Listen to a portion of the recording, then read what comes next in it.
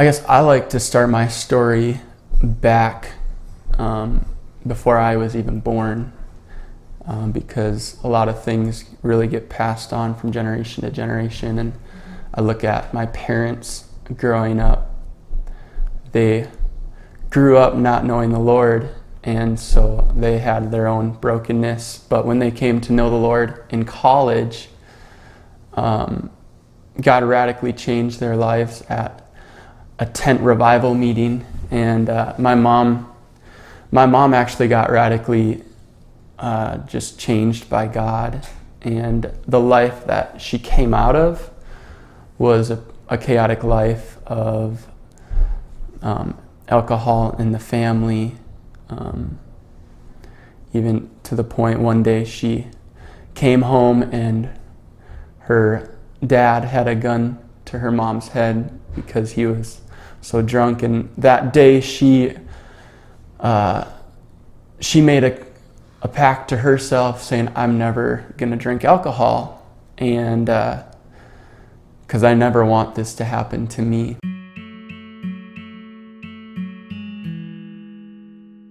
So, we were a family that you would see sitting close to the front in church, lifting their hands in worship, doing the church thing. And my dad, a man of God, and my mom was loving God, and she was on the worship team. But I guess the scripture that I often think of is the enemy comes to steal, kill, and destroy.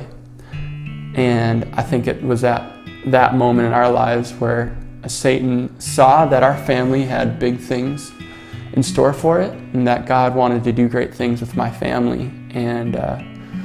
And so I attribute it to just the enemy trying to destroy what God was wanting to do in our lives. And so, my mom came down with some depression, and at that point, things started getting chaotic at home.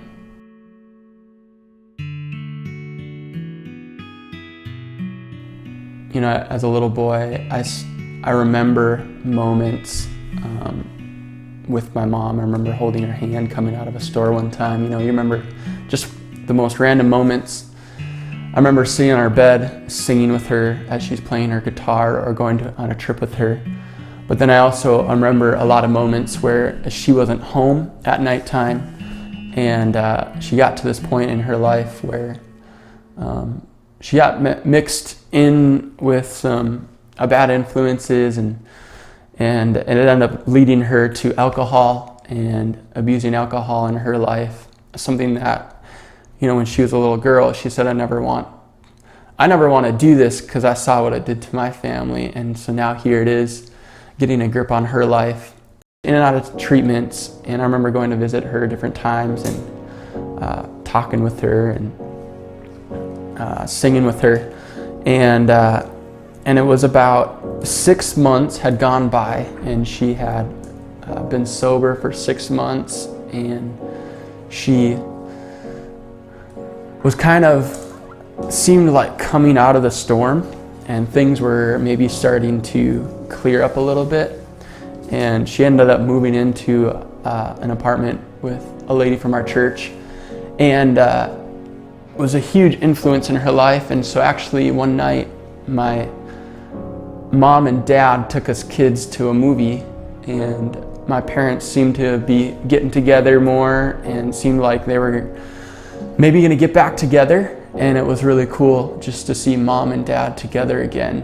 And so that night we went out together as out together as a family, and we went to a movie that night. And after the movie, we sat in the car for a while, and we talked and laughed for a long time. And then that night, my mom kissed us goodnight and went back to her apartment, or we dropped her off at her apartment, and we ended up going home that night. And next morning woke up and went to school. And that morning at school, all of us kids were called down to the counselor's office. And in the counselor's office, we all met, and my dad was there sitting in tears, and the counselor looked at us and said, last night your mom went out and she got drunk and she ended up taking her life at that moment. And so at that moment, we all went home, and remember pulling into the driveway, and our house was full of a lot of people. And I guess as a little 6-year-old boy, I remember more snippets of it and not the whole day in itself. Just remember seeing different faces there, and kind of seemed like everything was in slow motion. But I guess for me to describe it, it seemed like someone took this family picture, this nice family portrait that sits on the mantle of the fireplace, and it ended up just dropping and shattering on the ground, and now everything is broken. Through my childhood into my junior high years, I kind of came to this point of which path do I want to take, because my dad, through this whole thing, from before my mom died till all the way up to this point, my dad had always been a man of prayer. I remember every Saturday he would bring me to morning prayer on Saturday mornings. Remember going into his bedroom and seeing my dad on his knees and his Bible open early mornings and even throughout the weekend, and just seeing my dad as a constant rock, as a constant man of prayer. I really saw this path that my dad was really laying for me, this path that says, Bryce, here's Jesus, and it leads to life. And then I saw this path that my siblings and even some of my friends were taking, and it looked a little bit more fun, and it looked less restrictive and more independent. And so at this point in my life, I ended up asking, I think the question everyone comes to at some point in their life, asking the question is God really real? Or God, are you really worth it? And that was the big question in my life, because I was hungry and desperate for something real. I knew the way my dad raised me in the church, and I'd gone to camps, and I'd go to youth group, and I would even lift my hands in worship. And I started asking the questions like, why do I lift my hands in worship? Or why every time I read the Bible do I feel like I'm reading Chinese? Or why when I pray I feel like I'm talking to the ceiling or talking to the wall? And I just don't feel like God is real. And I feel like my friends are more real, and I feel like these things I'm starting to get into are a lot more exciting. And so I started to kind of go down that path that I watched my siblings go down. And just starting getting into the worldly stuff at a young age. Even when you're trying to run from God, He's running after you. And so I think even in those moments, God was pursuing me. He was protecting me. I was either gonna go into the deep end of the world, or I was gonna go into the deep end of God. And I'm so grateful I had a youth leader at that very same summer that my mouth was starting to sound a lot like the world, and my eyes were looking at the same things the world was looking at. And I had a youth leader step into my life and started asking me tough questions that nobody likes being asked, but I'm glad he asked them. And he basically brought this out of me. Just the question, like, is God really real? And I remember asking him that. It was, we were in our gymnasium of our church and just saying, I just don't know, is God really real? And he challenged me that summer with a crazy challenge, and I look back at it now, being a teenager, and just wondering, why did I do that? But he said, Bryce, the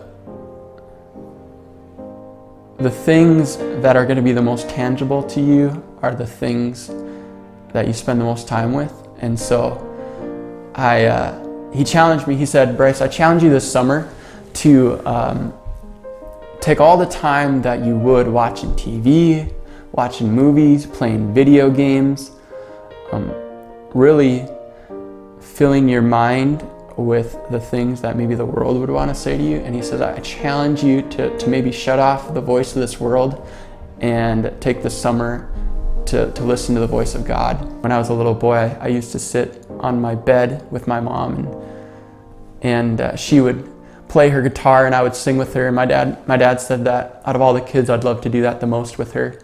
And so I have a little bit of music inside of me at that point. And so I remember going down on this piano underneath the stage in the sanctuary. It was just me, and I'd open up my Bible and I'd start just plucking a little bit at the piano of what I knew.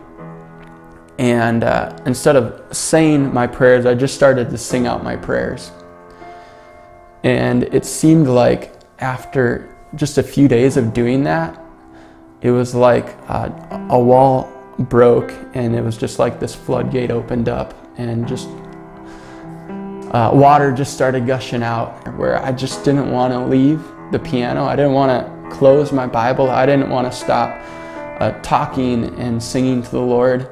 And it was like within a month, my desires went from wanting to go into the deep end of this world to just like, I want to go as deep into God as I possibly could. And I remember just starting to change my friends, and I remember changing the way I was talking, and I ended up just falling in love with Jesus. So 30 days had gone by, and I'd ran to the church almost every morning, and the Bible was starting to connect itself together. And you're like, man, I read that here. I remember reading that here, and oh, that's what this story is about. And it's starting to make sense. And it was on a Sunday night at church. Always after church on Sunday nights, we would spend time in worship and at the front just praying. And I had my little spot up in the corner of the balcony at our church. And it's a huge sanctuary. It sits 3,500 people. I had my own little space up there, and I wasn't worried about people hearing me. And at that moment, we were singing a song. The words are, "Let it rain, open the floodgates of heaven." And this like strong desire inside of me was just those words of like, God, I am so hungry for more of you, which is weird because the last 30 days, I felt like I had gotten more of God than I ever had in my life, and now I wanted more. And so the only words that I could think to say was more, God, more. And I started kind of yelling it out, God, more, more. And at that moment, and I don't like to hype stuff up or to do emotions for the sake of emotions. But at this moment, it was a reality, and it was as if like a lightning bolt struck me. No one was around me, and I fell to the ground, and I just started weeping. And for 5 minutes straight, I couldn't stop crying. And I sensed God do a lot of things in those moments. I sensed God do a lot of healing in my life. I sensed God solidifying what He was doing in my heart the last 30 days. And at that moment, I began to speak in a new language and began speaking in tongues, and God really baptized me in His Holy Spirit. And I remember getting up after that moment and thinking, I'm never going to be the same.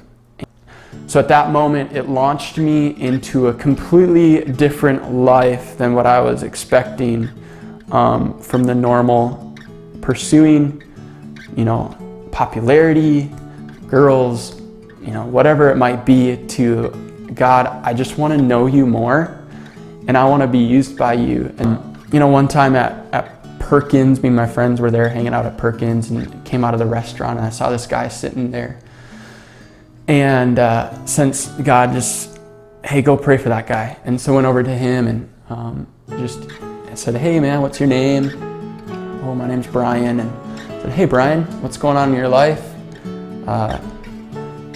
Felt like maybe today you're not having the best day. Is that true? And he said, well, I'm just getting off work, and actually you're right, I'm not having a good day.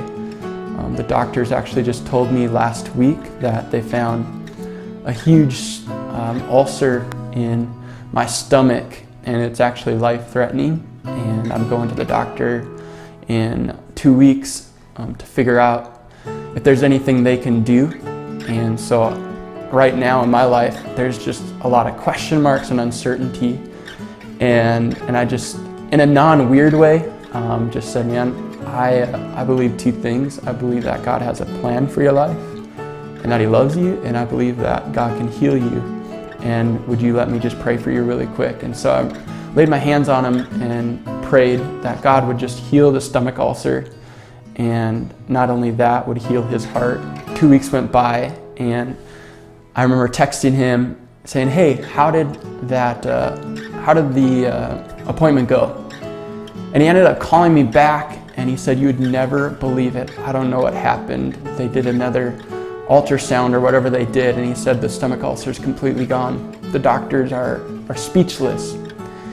And needless to say, this man wanted to know more about Jesus. And so I share that story because that started to become the norm or the reality in my life as a teenager. And I'm like, man, God, this is what you want to do with our lives. You want us to show your glory to people. I look at my childhood. I look at, 6 years old, waking up one morning, my mom is dead.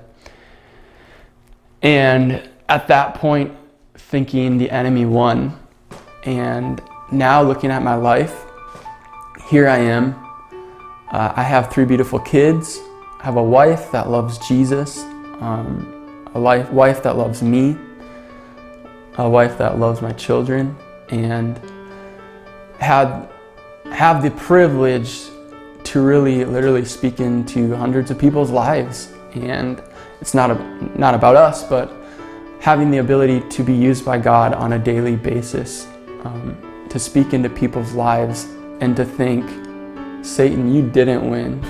So I want to challenge you for the next 30 days to pursue God with everything you have. Acts 20:24, it says, however, I consider my life worth nothing to me, if only I may finish the race and complete the task that God has set before me. So I want you to think about anything in your life that really means nothing. It's not adding anything to your life. It's not investing anything into anyone else's life.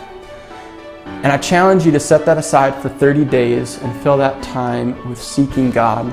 And maybe it's just finding one little part in the Bible that speaks to you and camping on that scripture for a little bit. Maybe it's journaling and writing some questions or some thoughts down to God. Maybe it's sticking some worship music on and singing along with it. I just want to encourage you for 30 days to run as hard as you can after God and see what he does in your life. The earth is not my home, this life not mine to keep. This earthen vessel soon will fade into eternity. Houses quickly crumble, riches surely pass.